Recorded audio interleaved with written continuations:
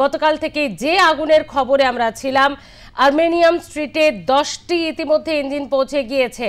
ভয়াবহ আকার নিয়েছিল এই আগুন, যেখানে ভোর রাত থেকেও কার্যত বেগ পেতে হচ্ছে দমকলকে। আর্মেনিয়াম স্ট্রিটে ভয়াবহ আগুন। বিশ্বজিৎ পাল আরো বিস্তারিত জানাবে আপনাদের।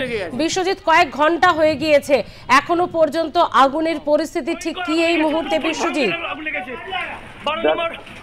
দেখো সেটি ইতিমধ্যে কিন্তু আগুন অনেকটাই নিয়ন্ত্রণে, এবং যেটা আমরা দেখতে পাচ্ছিলাম যে ভোর 4:30 নাগাদ কিন্তু আগুন লাগে, এবং আগুন লাগার পরেই কিন্তু স্থানীয় বাসিন্দারা প্রথমে নিজেরাই আগুন নেভানোর চেষ্টা করে, এবং তারপরে কিন্তু দমকলকে খবর ছিল। দমকলের 10টি ইঞ্জিন ঘটনাস্থলে আসে।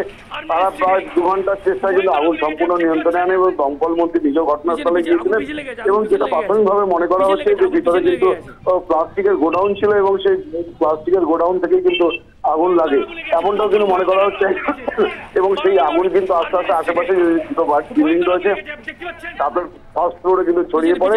এরপরে দমকলের যখন একের পর এক ইঞ্জিন এসে কিন্তু আগুন নিয়ন্ত্রণে আনার চেষ্টা করে, এবং এই মুহূর্তে কিন্তু কুলিং প্রসেসিং এর কাজ চলছে। এবং পাশেই কিন্তু নাকোদা মসজিদ, এবং যে সমস্ত মানুষজন কিন্তু ভেতরে ছিল তাদেরকে কিন্তু বাইরে বার করে নিয়ে আসা হয়, এবং পাশাপাশি কিন্তু পুরো এলাকা ছেড়ে দেয়, এবং বড়বাজার থানার পুলিশের ঘটনাস্থল রয়েছে। এবং এই মুহূর্তে কিন্তু আগুন সম্পূর্ণ নিয়ন্ত্রণে। এবং পাশাপাশি দমকল মন্ত্রী যেটা জানাচ্ছিলেন যে এই বিল্ডিংটি অবৈধভাবে রয়েছে কিনা সেই বিষয় কিন্তু পরে জানা যাবে, এবং তাদের ফায়ারের লাইসেন্স রয়েছে কিনা এগুলো সমস্ত বিষয় নিয়ে কিন্তু স্থানীয় যে কাউন্সিলর রয়েছে সেই কাউন্সিলর কিন্তু আগের কাউন্সিলরকে বিরুদ্ধে তোপদার ছিলেন, এমনটাও কিন্তু আমরা দেখতে পেলাম। এবং পাশাপাশি এই মুহূর্তে রাস্তা কিন্তু ব্লক করে কিন্তু সেই আগুন নেভানোর যে কুলিং প্রসেসিং সেই কুলিং প্রসেসিং এর কাজ চলছে। বিশ্বজিৎ, সবেমাত্র আগুন নিয়ন্ত্রণে এসেছে, পরবর্তী সময়ে আরো স্পষ্ট বোঝা যাবে, কিন্তু এই মুহূর্তে কি জানা যাচ্ছে কিভাবে এই আগুন?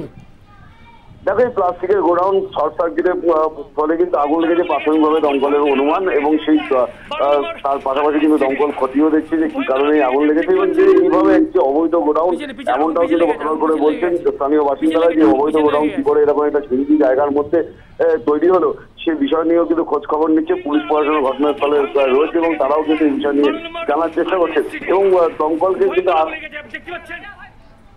আপাতত ধন্যবাদ বিশ্বজিৎ। পরিস্থিতির দিকে নজর রাখো। যদি আগুন নিয়ন্ত্রণে, কিন্তু একেবারে এই এলাকায় যান চলাচল যেমন একদিকে ব্যাহত হয়েছে, তেমনি জনজীবন স্তব্ধ। এত বড় অগ্নিকাণ্ডের ঘটনায় এখনো পর্যন্ত হতাহতের খবর নেই, তবে পুরোপুরি কুলিং প্রসেস কমপ্লিট হওয়ার পর বোঝা যাবে ভেতরে কেউ আটকে ছিলেন কিনা। পিছনে লেগে গেছে, আগুন পিছনে লেগে গেছে।